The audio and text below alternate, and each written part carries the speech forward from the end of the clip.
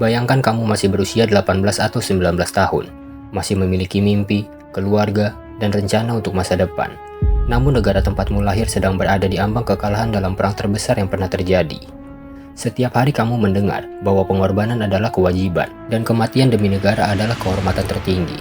Dalam situasi seperti itulah, ribuan pemuda Jepang akhirnya menjadi bagian dari pasukan kamikaze, sebuah unit serangan bunuh diri yang hingga hari ini masih menjadi salah satu simbol paling kontroversial dalam sejarah Perang Dunia Kedua.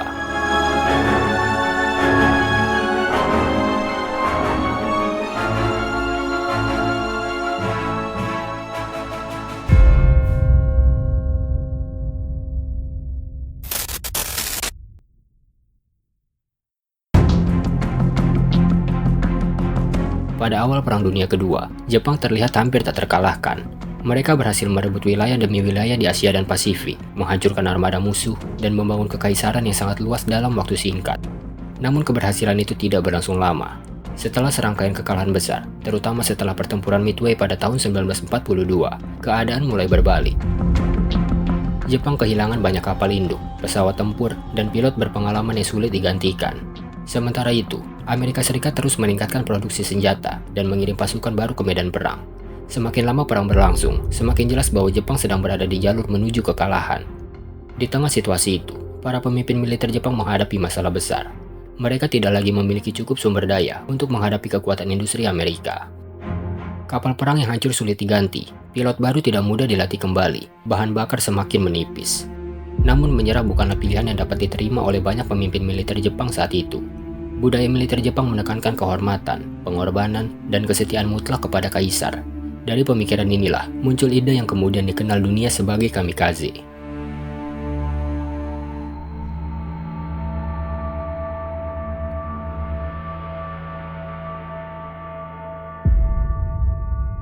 Kata kamikaze yang artinya angin dewa. Nama ini diambil dari legenda Jepang abad ke-13, ketika badai besar menghancurkan armada Mongol yang mencoba menyerang Jepang.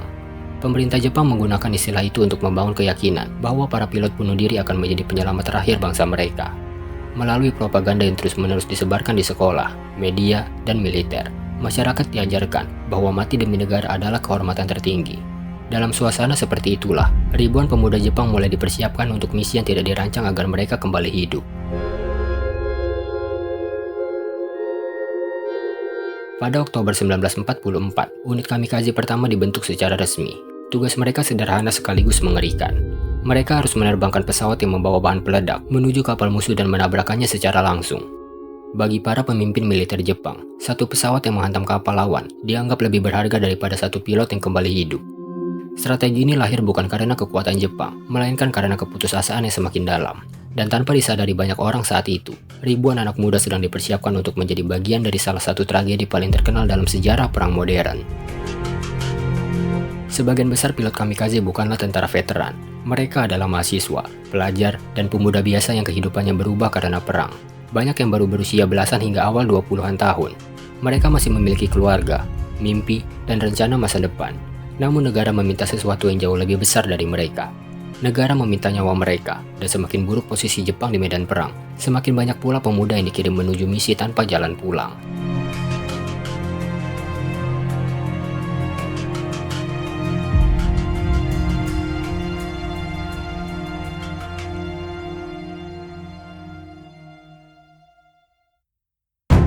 Seringkali para pilot kamikaze digambarkan sebagai orang-orang yang sangat fanatik dan tidak takut mati. Namun kenyataan yang ditemukan para sejarawan jauh lebih kompleks. Banyak pilot muda sebenarnya menyadari bahwa mereka sedang menuju kematian. Mereka bukan mesin perang tanpa emosi. Mereka adalah manusia biasa yang merasakan ketakutan, keraguan, dan kesedihan seperti orang lain. Hanya saja mereka hidup dalam lingkungan yang membuat penolakan hampir mustahil dilakukan.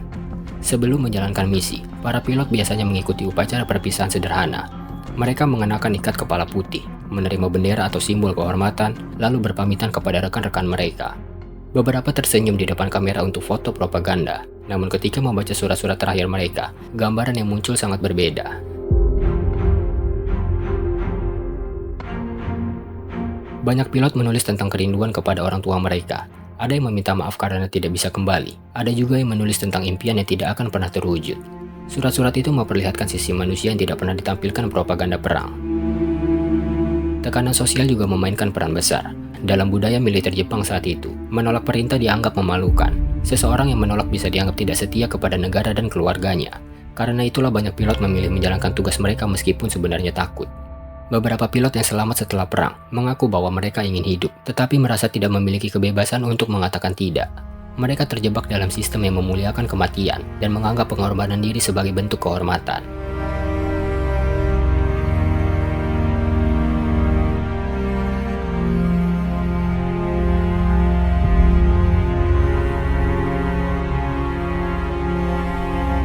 Pelatihan yang diberikan kepada para pilot juga semakin singkat seiring memburuknya perang. Jepang kekurangan waktu, bahan bakar, dan infrastruktur. Banyak pilot diterbangkan menuju medan perang dengan pengalaman yang sangat terbatas. Beberapa bahkan belum pernah menghadapi pertempuran udara sesungguhnya. Namun hal itu tidak dianggap masalah besar oleh para pemimpin militer. Yang terpenting adalah mereka mampu mencapai target dan menabrakkan pesawat mereka ke kapal musuh. Di balik semua slogan patriotik dan cerita heroik, terdapat kenyataan yang jauh lebih menyedihkan. Banyak pilot kamikaze sebenarnya adalah korban dari perang yang tidak bisa lagi dimenangkan. Mereka tidak hanya kehilangan nyawa, mereka kehilangan kesempatan untuk menjalani kehidupan yang normal. Dan ketika surat-surat terakhir mereka dibaca puluhan tahun kemudian, dunia mulai melihat mereka bukan hanya sebagai tentara, tetapi sebagai generasi muda yang dikorbankan oleh perang.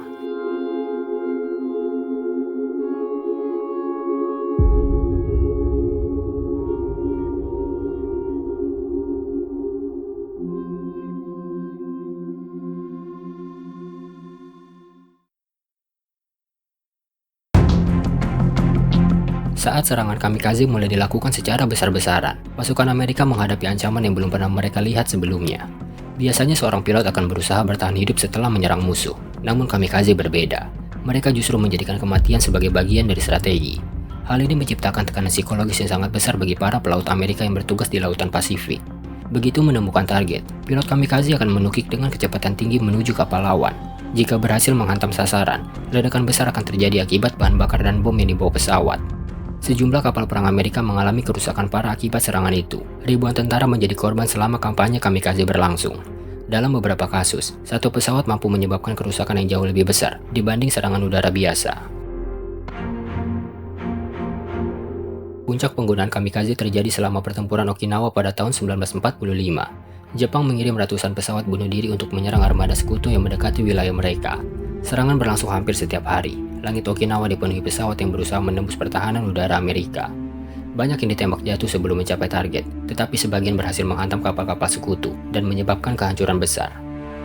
Meski menimbulkan kerugian serius bagi Amerika, strategi kamikaze memiliki kelemahan mendasar. Jepang kehilangan satu pilot dan satu pesawat dalam setiap serangan, sementara Amerika masih mampu mengganti kapal yang rusak dan terus mengirim pasukan baru. Dengan kata lain, kamikaze mungkin efektif secara taktis, tetapi tidak mampu mengubah jalannya perang secara strategis. Jepang tetap kehilangan wilayah dan sumber daya dengan sangat cepat.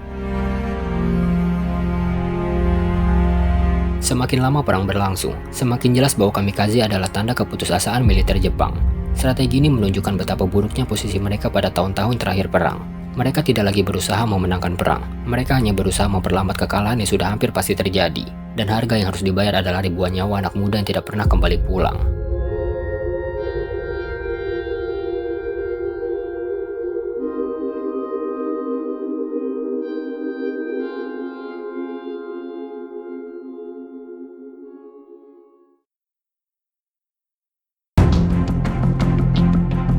Pada tahun 1945, Jepang berada di ambang kehancuran total.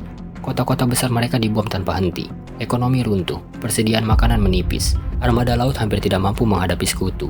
Meski begitu, sebagian pemimpin militer masih berharap bahwa perlawanan besar-besaran dapat memaksa Amerika bernegosiasi. Namun harapan itu akhirnya runtuh ketika perang memasuki bulan-bulan terakhirnya. Tanggal 6 Agustus 1945, bom atom dijatuhkan di Hiroshima. 3 hari kemudian, Nagasaki mengalami nasib yang sama.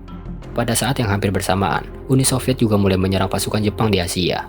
Kombinasi dari semua peristiwa itu membuat pemerintah Jepang menyadari bahwa perang tidak mungkin lagi dilanjutkan. Pada 15 Agustus 1945, Kaisar Hirohito mengumumkan penyerahan Jepang kepada sekutu. Dengan satu pengumuman itu, seluruh operasi kamikaze berakhir. Setelah perang selesai, pandangan masyarakat terhadap kamikaze mulai berubah. Saat perang berlangsung, mereka dipuji sebagai pahlawan. Namun ketika emosi perang mereda, banyak orang mulai mempertanyakan apakah pengorbanan itu benar-benar diperlukan. Sejarawan, peneliti, dan mantan tentara mulai membuka sisi lain dari kisah kamikaze. Mereka menemukan bahwa banyak pilot sebenarnya tidak ingin mati. Mereka hanya hidup dalam sistem yang membuat penolakan hampir mustahil dilakukan. Kini surat-surat terakhir para pilot kamikaze disimpan di berbagai museum Jepang. Surat-surat itu memperlihatkan sesuatu yang sangat berbeda dari propaganda perang. Di sana tidak banyak ditemukan seruan kebencian atau fanatisme. Yang ada justru kerinduan kepada keluarga, harapan sederhana tentang masa depan, dan ketakutan yang sangat manusiawi. Banyak pilot menulis seperti anak muda biasa yang tahu bahwa hidup mereka akan segera berakhir. Karena itulah kisah kamikaze masih dipelajari hingga sekarang. Bukan hanya sebagai strategi militer, tetapi sebagai pelajaran tentang bagaimana propaganda, nasionalisme ekstrim, dan perang dapat mengubah cara manusia memandang kehidupan. Di balik setiap pesawat yang menabrak kapal perang, ada seorang anak muda yang sebenarnya ingin hidup, dan mungkin itulah bagian paling tragis dari seluruh kisah kamikaze. Jika kamu merasa kisah ini penting untuk terus diingat, bantu kami menyebarkannya. Suaramu adalah bagian dari kisah itu sendiri.